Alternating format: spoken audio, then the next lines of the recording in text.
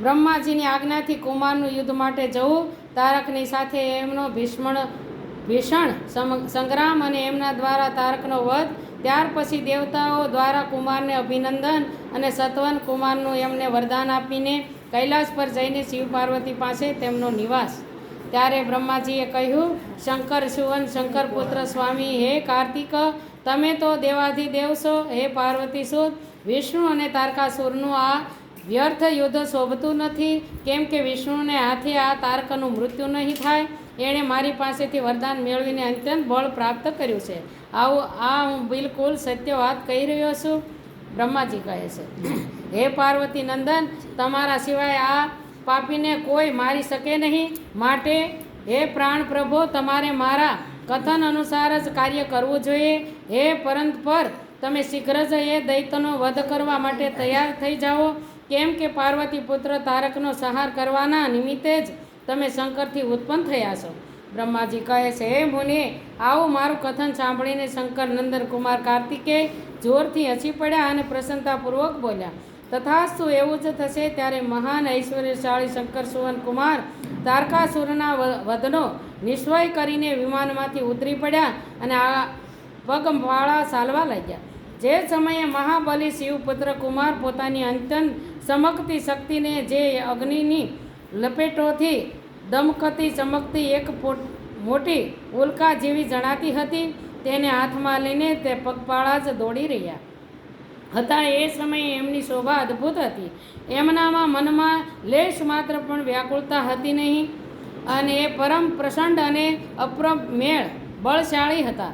એ સमुखવાળા કાર્તિકેયને પોતાની સામે ઘસી આવતા જોઈને તારક સુર શ્રેષ્ઠોને પૂછવા લાગ્યો, શું શત્રુઓનો સંહાર કરનાર કુમાર આજ છે?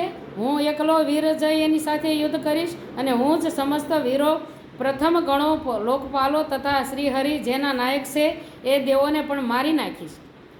મળ્યો અભિમાન કરવા કે આવડો છોકરો મને શું કરશે. કાર્તિકેય તો હાવ નાનું બાળ સ્વરૂપ હતા, પોતે તો હાવ કુમાર હતા. કુમાર અવસ્થામાં જ યુદ્ધ કરવા માટે મોકલી દીધા હતા.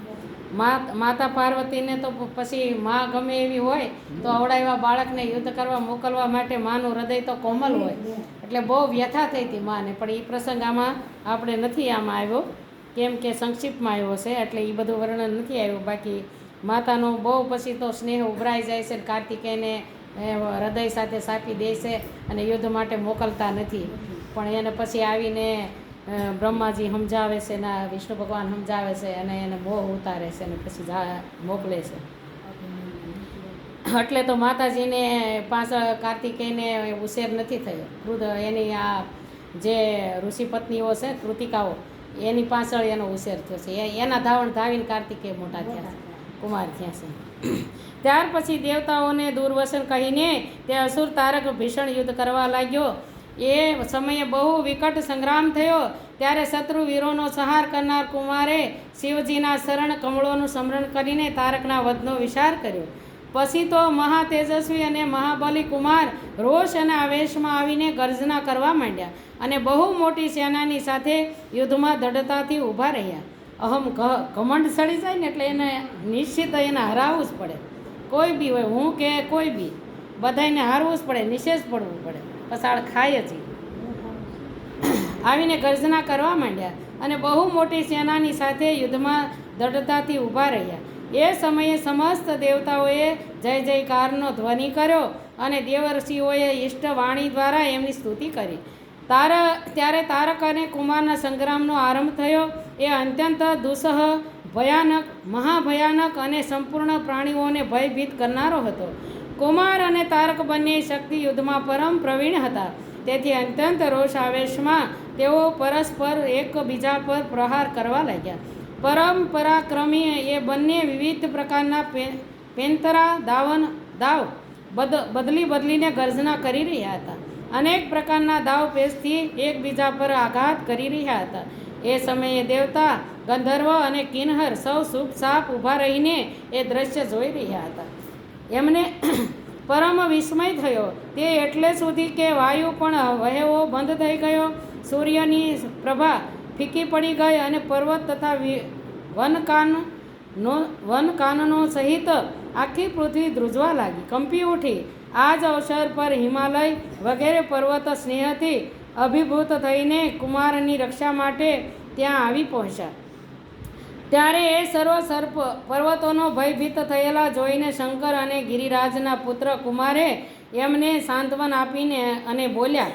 કુમારે કહ્યું, હે મહાભાગ્ય પર્વતો, તમે લોકો ખેદ ન કરો, તમારે કોઈ પ્રકારે ચિંતા ન કરવી જોઈએ. હું આજે તમારા બધાના દેખતા જ આ પાપીને મારી નાખીશ. આ રીતે એ પર્વતોને અને દેવગણોને ધૈર્ય ધારણ કરવાનું કહ્યું. કુમારે ગિરિરાજ અને શંભુને પ્રણામ કર્યા. ત્યાં પોતાની કામંતીય શક્તિને હાથમાં લીધી. શંભુપુત્ર કુમાર મહાબલી મહાન ઐશ્વર્યશાળી તો હતા જ.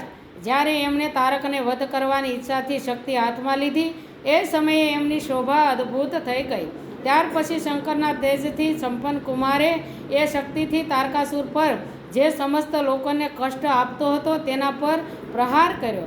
એ શક્તિના આઘાતથી તારકાસુરના બધા જ અંગ છીન ભીન થઈ ગયા અને સંપૂર્ણ અસુર ગણોને અધિપતિ તે મહાવીર સહાસા ધરાશાયીથી થઈ ગયો. હે મુને, બધાના જોતામાં ત્યાં જ કુમાર દ્વારા માર્યા ગયેલા તારકાનું પ્રાણ પંખેરું ઉડી ગયું.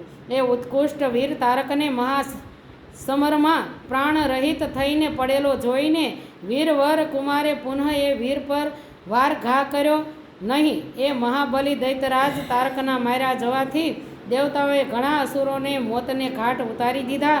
એ યુદ્ધમાં કેટલાક અસુરોએ ભયભીત થઈને હાથ જોડી દીધા. કેટલાકના શરીર છીનભીન થઈ ગયા. હજારો દૈત મૃત્યુના અતિથિ બની ગયા. કેટલાક શરણાર્થી દૈત અંજલિબદ્ધ થઈને પાહિમામ પાહિમામ, રક્ષા કરો રક્ષા કરો એવું બોલતા બોલતા કુમારને શરણે આવી ગયા. કેટલાક માર્ગ ગયા અને કેટલાક મદાન છોડીને ભાગી ગયા. હજારો દૈતો જીવનની આશાને દોડીને પાતાળ